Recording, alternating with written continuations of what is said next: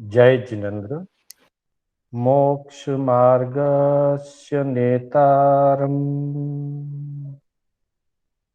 भेतारम्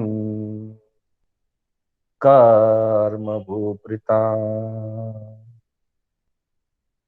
ज्ञातारम् विश्वतत्त्वानां वन्दे तद्गुणलब्धये। वन्दे तद्गुणलब्धये। अनंत उपकारी, आस्था के आयाम, चरम तीर्थंकर श्रमण भगवान महावीर को वंदन। तीर्थंकर परंपरा में विचरण करने वाले समस्त चारित्रात्माओं को वंदन करते हुए कर्नाटक जैन स्वाध्याय संघ बैंगलोर के माध्यम से मैं शांतिलाल बोहरा आप सभी का हार्दिक स्वागत एवं अभिनंदन करता हूं। आत्मबंधुओं, सुशील माताओं एवं बहनों, तत्वार्थ सूत्र के माध्यम से मोक्ष मार्ग की चर्चा चल रही है, जिसके अंतर्गत हमारे इस कक्षा में 3 अध्याय पूर्ण हो चुके हैं। आज हम चौथा अध्याय, जो कि मुख्य रूप से देवगति एवं ऊंचे लोक का दिग्दर्शन कराता है, उस चौथे अध्याय को हम प्रारंभ करने जाएंगे। इसी बीच तीसरे अध्याय से संबंधित कुछ प्रश्न चर्चा हमारी कल हुई थी। कुछ लोगों के प्रश्न कल शाम को भी प्राप्त हुए और आज भी मिले। थोड़े से प्रश्नोत्तर करके फिर हम आगे बढ़ेंगे। आज की कक्षा में सबसे पहला प्रश्न शकुंतला जी मेहता के लिए है। शकुंतला जी मेहता ने अपना प्रश्न भेजा है। शकुंतला जी का प्रश्न है कि लोक के अंत में अलोक से पहले द्वीप हैं या समुद्र है, और सभी का आकार कैसा है और अंत में क्या है। शकुंतला जी, ऐसा है कि पूरी रत्न प्रभा पृथ्वी, उस रत्न प्रभा पृथ्वी के ऊपर ऊपरी हिस्से पर असंख्यात द्वीप और समुद्र रहे हुए। आप चित्र में देख सकते हैं, सबसे बीचों बीच जम्बू द्वीप बताया गया है।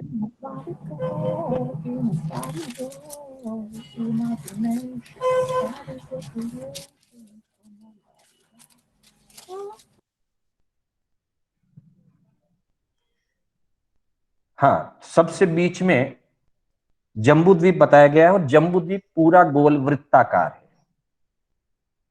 उसके बाद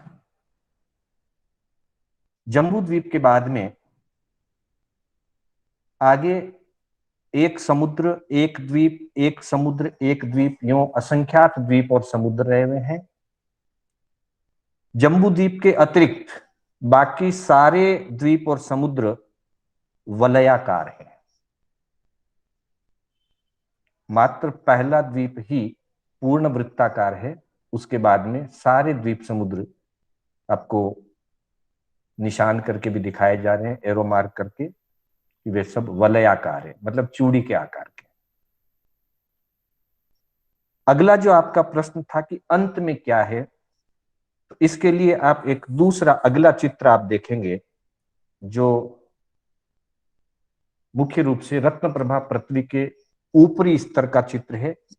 अभी जो पहला चित्र आपने देखा वो भी ऐसा ही है। इसमें कुछ बातें हमने स्पेसिफिक करके आपके लिए सबके लिए बताने जा रहे हैं। इस चित्र में राइट हैंड साइड की तरफ छोटा सा एक लोक का चित्र बताया गया है, जिसमें ऊंचा लोक, नीचा लोक और बीच में मध्य लोक दिखाया गया। मध्य लोक बहुत छोटा है और उस मध्य लोक के अंदर असंख्य द्वीप समुद्र होते हैं। ऐसा बीचों बीच लाल लाइन से जो दिखाया गया है, उसी मध्य लोक का बीच का हिस्सा रत्न प्रभा पृथ्वी है। उस रत्न प्रभा पृथ्वी पर असंख्यात द्वीप समुद्र है, जो पहला चित्र में भी देखा था और इस चित्र में भी हम वही चीज देख रहे हैं, पर इसको थोड़ा अलग ढंग से हम समझने के लिए प्रयास करेंगे। इस चित्र में आप देख रहे हैं, पहला जम्बू द्वीप है, उसके बाद लवण समुद्र है, फिर धातकी खंड द्वीप है, फिर कालोदती समुद्र के एस लिख करके बताया गया, फिर पुष्कर द्वीप पी डी करके लिखाया गया।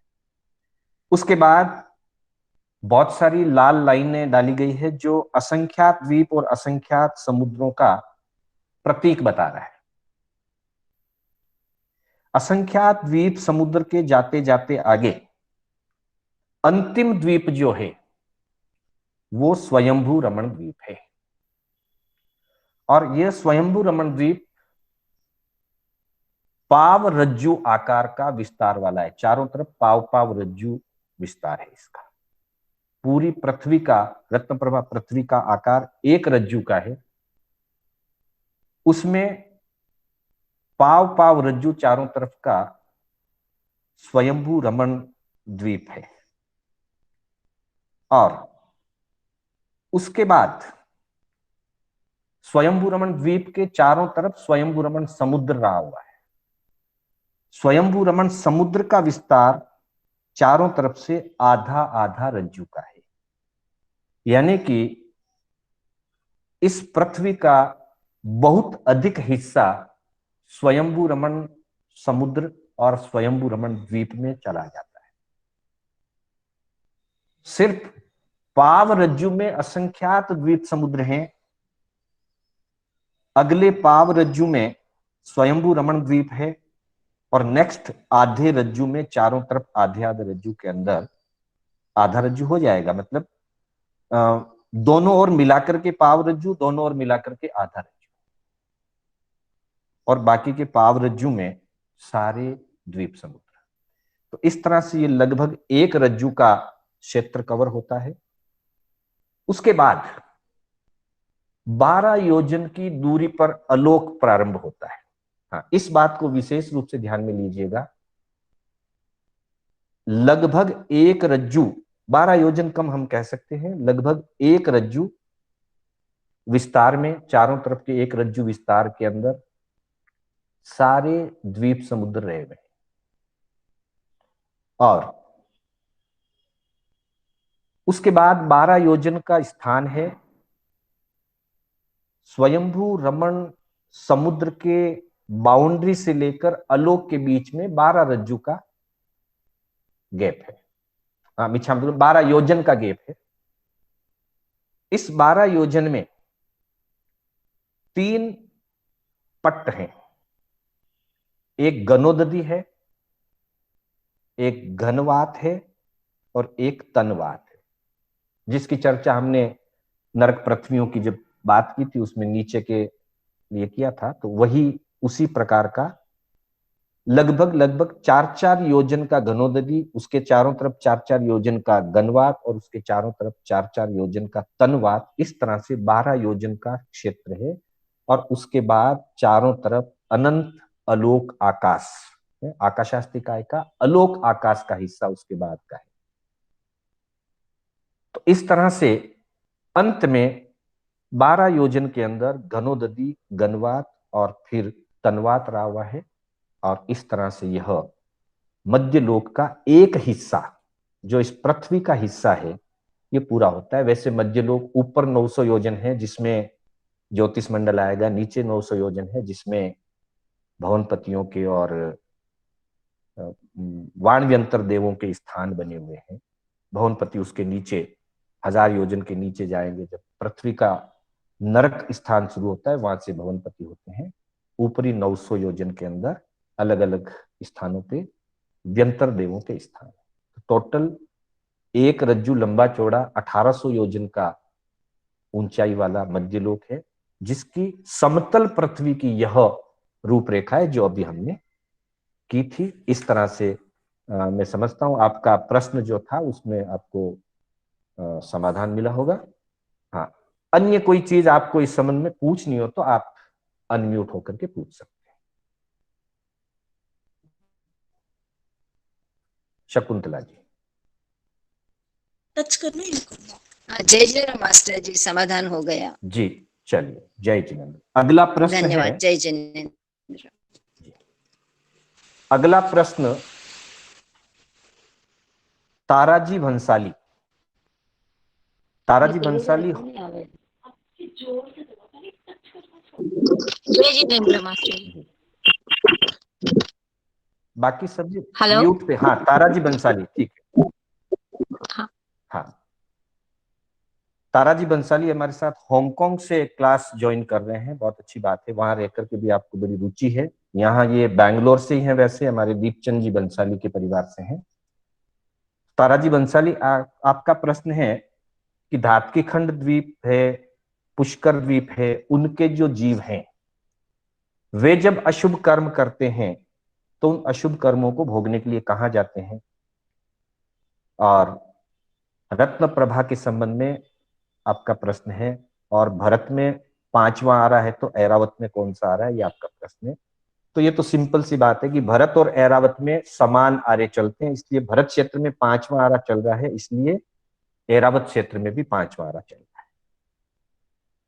जितने भी असंख्यात द्वीप समुद्र जो अपनी चर्चा अभी हुई थी, ये सारे के सारे रत्न प्रभा पृथ्वी पर ही हैं।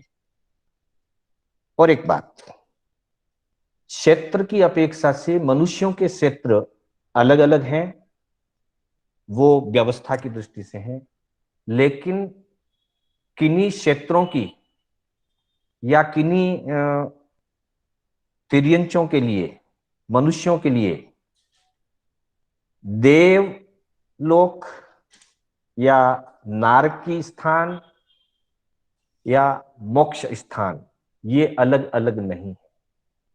चाहे वो धातकी खंड के मनुष्य हों, चाहे पुष्कर द्वीप के हों, जम्बू द्वीप के हों, भरत क्षेत्र के हों, ऐरावत क्षेत्र के हों, उन सभी के लिए अशुभ काम करने पर, भारी अशुभ पाप कमाने पर तो नरक सबके लिए वही है, अलग नहीं है।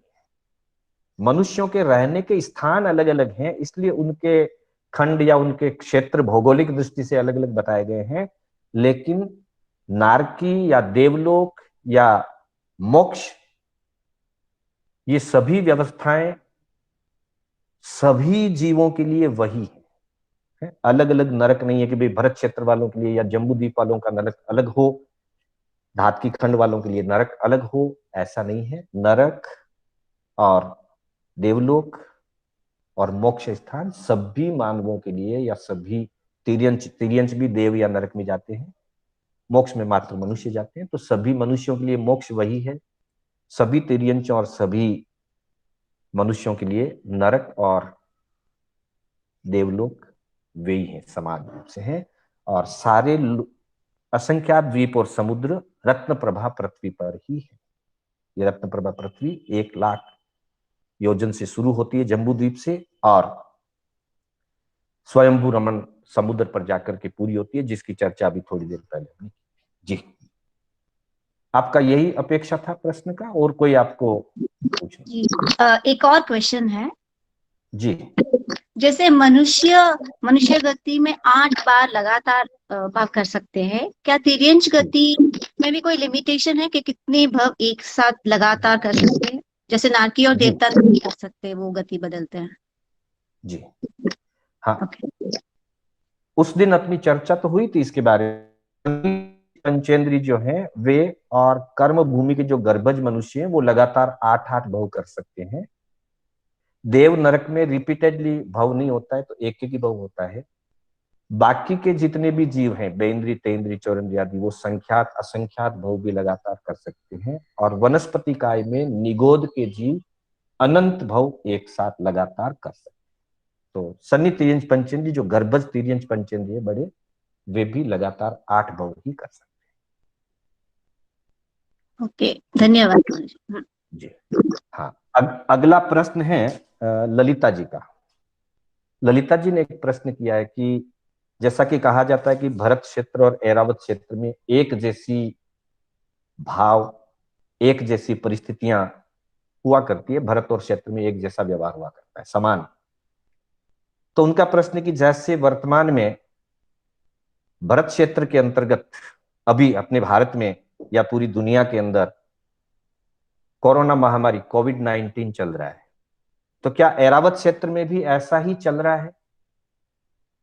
तो ललिता जी, ऐसा है, ये जरूरी नहीं है। एक समान भाव होने का मतलब यह है कि वहां जब यहाँ पहले तीर्थंकर होते हैं तो वहां भी पहले तीर्थंकर होते हैं, जब यहाँ पहला आरा होता है तो वहां पहला आरा होता है, यहाँ अंतिम तीर्थंकर 72 वर्ष की आयु वाले होते हैं तो वहां पर भी अंतिम तीर्थंकर 72 वर्ष वाली आयु वाले होते हैं। यहाँ जितने खंड वगैरह हैं, जब चक्रवर्ती वासुदेव होते हैं तो वहां पर भी उतने ही खंड और चक्रवर्ती और वासुदेव हुआ करते हैं। ये सारी चीजें तो एकदम एक समान होती है। बाकी की जो छोटी बड़ी चीजें, उसमें भाव समानता रहती है। द्रव्य से हर चीज समान रहे ये जरूरी है।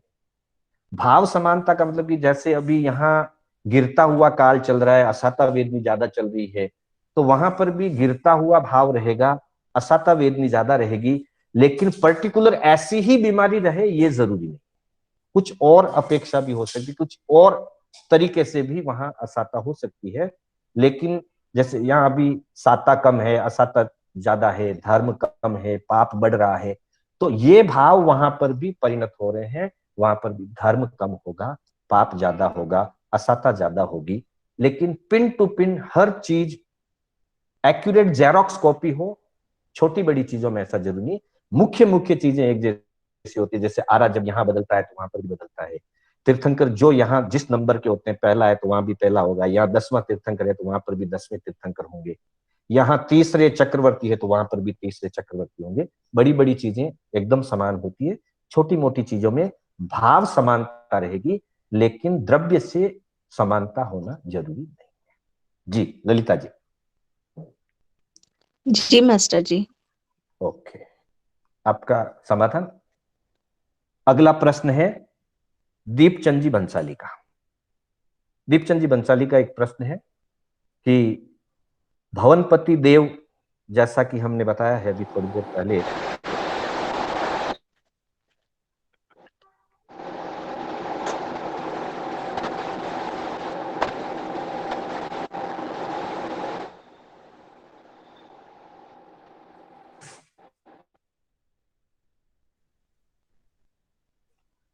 जैसे आपका प्रश्न है कि भवनपति देवों में भी देवियां होती है क्या। वैसे चौथे अध्ययन में इसकी बहुत डिटेल आएगी, फिर भी आपका प्रश्न है तो बता देता हूं कि भवनपति में भी देवियां होती है, व्यंतर जाति के देवों में भी देवियां होती है, ज्योतिषी देवों में भी देवियां होती है, और वैमानिक देवों में भी होती है। हाँ, ये अलग बात है कि वैमानिक देवों में दूसरे देवलोक तक देवियां होती है, दूसरे देवलोक के ऊपर, तीसरे देवलोक से आगे देवियां नहीं होती है। तो भवनपति से लेकर के दूसरे देवलोक तक, पहले किलबिशी तक देवों के साथ देवियां होती है। जी, अगला प्रश्न है किरण जी, शोभा जी विजाग से।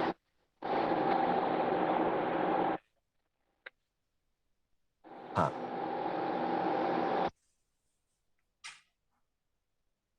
शोभा जी का प्रश्न है विद्याधर की श्रेणियां, विद्याधर की श्रेणियों में कौन सा आरा चलता है। शोभा जी, ऐसा है, विद्याधर की श्रेणियां भरत क्षेत्र के अंतर्गत होती है, ऐरावत क्षेत्र के अंतर्गत भी होती है, और महाविदेश क्षेत्र के अंतर्गत भी होती है। भरत और ऐरावत क्षेत्र के बीचों बीच, कल हमने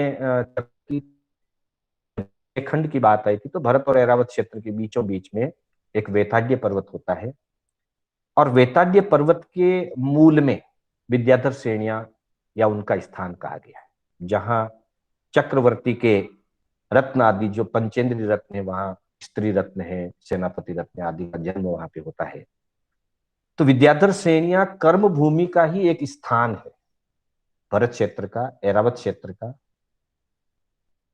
क्षेत्र का।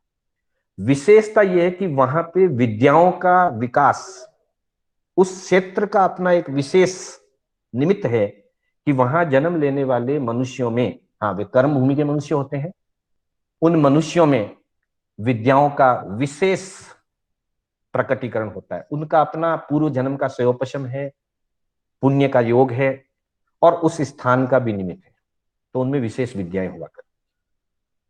तो मूलतः ये क्षेत्र कर्म भूमि के क्षेत्र ही है। तो जिस समय भरत क्षेत्र में जो आरा चल रहा होगा, भरत क्षेत्र और ऐरावत क्षेत्र में आरे बदलते हैं, तो भरत ऐरावत में जो आरा चल रहा होगा उसी आरे के अनुरूप वहां पर विद्याधर श्रेणियों में आरा रहेगा। अभी 5वां चल रहा है तो वहां 5वां ही, क्योंकि वो भरत क्षेत्र का ये एक पर्टिकुलर स्थान मात्र है, अलग से कोई खंड या अलग से कोई क्षेत्र नहीं। और जहां महाविदेश होगी तो वहां जैसे महाविद्य क्षेत्र में हमेशा चौथे आर्य के प्रारंभ की अवस्था चलती है, तो वही अवस्था विद्याधर श्रेणी में चलती है। जी, अगला प्रश्न है, हाँ शोभा जी आपका प्रश्न, आपकी और कोई अपेक्षा? अगला प्रश्न आरती, आरती कुंभट। आरती कुंभट का एक प्रश्न है कि कालोदधी समुद्र में बादर तेवकाई नहीं बताई गई। कालोदधी समुद्र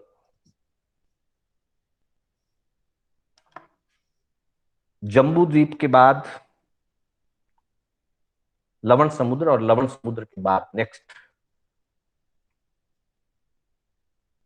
हाँ चित्र उस पे अगर डाल सकेंगे तो चित्र मिल जाएगा। अगला जो समुद्र है, समुद्रों की संख्या में दूसरे नंबर का समुद्र कालोदधी। कालोदधी समुद्र में बादर तेवकाई नहीं होता है। मात्र कालोदधी समुद्र ही नहीं, इस धरती के ऊपर जितने भी ऐसे क्षेत्र हैं जहां मनुष्यों का स्थान नहीं है, वहां पे बादर तेवकाई नहीं होता है। 2.5 द्वीप जो हैं, द्वीपों में मनुष्यों के स्थान, इसलिए द्वीपों के अंदर बादर तेवकाई है। फिर लवण समुद्र में अंतर्द्वीप है, अंतर्द्वीपों में मनुष्य रहते हैं, मनुष्यों का स्थान है, इसलिए वहां पर भी बादर तेवकाई है। उसके आगे असंख्यात द्वीप समुद्र हैं, उन असंख्यात द्वीप और समुद्रों में कहीं पर भी बादर तेवकाई नहीं। उसका कारण यह है कि बादर तेवकाई का उपयोग मनुष्य के लिए ही होता है। मनुष्य के सिवाय दूसरे कोई भी जो मनुष्य लोक से बाहर है, मनुष्यों के क्षेत्र से बाहर हैं, वैसे तिर्यंच किसी भी प्रकार से अग्नि का उपयोग करते नहीं है, उनके अग्नि काम नहीं आती है। तो प्रकृति का ये नियम है कि जहां जो चीज उपयोगी होती है वहीं पर वो चीज हुआ करती है, जहां जिस चीज का उपयोग नहीं है स्वभावतः वो चीज वहां नहीं होती। तो मनुष्य के अलावा मनुष्यों के जो 101 क्षेत्र हैं, उन 101 क्षेत्रों में ही बादर तेवकाई होती है, बाकी जगह नहीं। दूसरा आपका एक प्रश्न है कि नरक या देवगति का भी कोई तिर्यंच होता है क्या? नहीं, जैसे अभी थोड़ी देर पहले बात चली थी कि सभी के स्थान अपने अपने अलग अलग हैं। नरक वाले स्थान में भी तिर्यंच उत्पन्न हो सकते हैं, कहीं कहां है कहां नहीं इसकी चर्चा अभी हम नहीं करेंगे। देवलोक वाले स्थान में भी कहीं तिर्यंच उत्पन्न हो सकते होंगे, अभी हम उसकी चर्चा नहीं करेंगे। लेकिन वो अगर तिर्यंच हैं तो वो तिर्यंच गति के ही तिर्यंच माने जाएंगे, नरक गति के तिर्यंच नहीं होंगे या देव गति के तिर्यंच। तिर्यंच तिर्यंच गति के। अगला आपका प्रश्न है कि 7वीं नरक के नीचे गनोदधी और बाकी जो चीजें रही हुई है, गनोदधी घनवात तनवात। तो वहीं वहीं पर मात्र बादर अपकाय या बादर वायुकाय होंगे। बाकी के स्थान में नीचे अलोक के आसपास, लोक के चरमांत के आसपास सूक्ष्म एकेंद्रिय के ही जीव पूरे लोक में रहेंगे। बादर एकेंद्रिय के जीव जहां जहां उनका कोई पर्टिकुलर रचना है, विशेष रचना विशेष है, वहीं पर वो होंगे। जैसे ऊपर लोक में जहां सिद्ध शिला है वहां बादर पृथ्वीकाय होगी, जहां जहां विमान है देवों के विमान वहां बादर पृथ्वीकाय होगी। बाकी जगह बादर पृथ्वीकाय नहीं होगी, सूक्ष्म पृथ्वीकाय। और हमारे उत्तराध्ययन सूत्र में कहा गया है सुहुमा सव्वलोगमी एक देशे ये बायरा। सूक्ष्म जीव सव्वलोगमी, संपूर्ण लोक में, संपूर्ण लोक के अंदर ठसाठस भरे हैं। सूक्ष्म सुहुमा सव्वलोगमी एक देशे ये बायरा। लेकिन बादर जीव चाहे वो एकेंद्रीय के बादर हो और उसके बाद बेंद्रीय आदि से तो वैसे भी त्रसनाड़ के अंदर होते हैं, त्रसनाड़ के बाहर तो होते ही नहीं है बेंद्रीय आदि जीव, पर वे अपने अपने पर्टिकुलर स्थानों पर ही होते हैं। इसलिए बादर जीव संपूर्ण लोक में या सब जगह नहीं होते हैं। जहां गनोदधि है तो वहां बादर अपकाय हो गया, गनवात तनवात है तो वहां बादर वायुकाय हो गया। बाकी जगह पृथ्वियों के नीचे, विमानों के आसपास में, या विमान एक विमान से दूसरे विमान के बीच में जो गैप है, मेरू पर्वत से और ऊपर चले जाने के बाद, ज्योतिष मंडल से ऊपर जाने के बाद, तो वहां पर बादर जीव नहीं होंगे। सूक्ष्म जीव संपूर्ण लोक में है, बादर जीव अपने अपने पर्टिकुलर स्थानों पर। अगला प्रश्न आपका अढ़ाई द्वीप से संबंधित है। अढ़ाई द्वीप और ज्योतिष मंडल में क्या अंतर है? अढ़ाई द्वीप इस समतल पृथ्वी पर रहा हुआ एक छोटा सा क्षेत्र है, मध्य लोक का ही है ये क्षेत्र। मध्य लोक के मुख्य तीन विभाग हम कह सकते हैं। समतल पृथ्वी पर असंख्यात द्वीप समुद्र मध्य लोक है, बीच में मेरू पर्वत। ऊंचाई में 900 योजन तक, इस पृथ्वी के समतल से ऊंचाई में 900 योजन तक मध्य लोक है, और इस समतल पृथ्वी के नीचे 900 योजन तक मध्य लोक है। तो ज्योतिष मंडल जो है वो इस पृथ्वी से, समतल पृथ्वी से ऊंचाई की तरफ, अपसाइड 790 योजन ऊंचे जाने पर सूर्य, चंद्र, ग्रह, नक्षत्र और ताराओं के विमान प्रारंभ होते हैं। 790 से प्रारंभ होकर के 900 योजन तक, यानी कि 110 योजन की ऊंचाई में, मोटाई में, कुछ भी कह सकते हैं आप। एक रज्जू लगभग लंबाई चौड़ाई में और मोटाई में, ऊंचाई में सिर्फ 110 योजन, उतने क्षेत्र के अंदर सूर्य, चंद्र, ग्रह, नक्षत्र और ताराओं के विमान आदि रहे हुए हैं। उसको, उस क्षेत्र को या उस देवताओं के विमान आदि को जिसमें देवता निवास करते हैं, विमान तो पृथ्वीकाय के बने हुए हैं, जो हमें सूर्य, चांद, तारे आदि दिखाई देते हैं, ये पृथ्वीकाय के बने हुए विमान हैं। इनके अंदर देवों का निवास होता है, देवियों का निवास होता है। तो ये जो विमान जहां है, उस 110 योजन वाले मोटाई वाले क्षेत्र को, जो लगभग एक रज्जू क्षेत्र में फैला हुआ है, उसको ज्योतिष मंडल कहते हैं। वो मध्य लोक का एक हिस्सा है।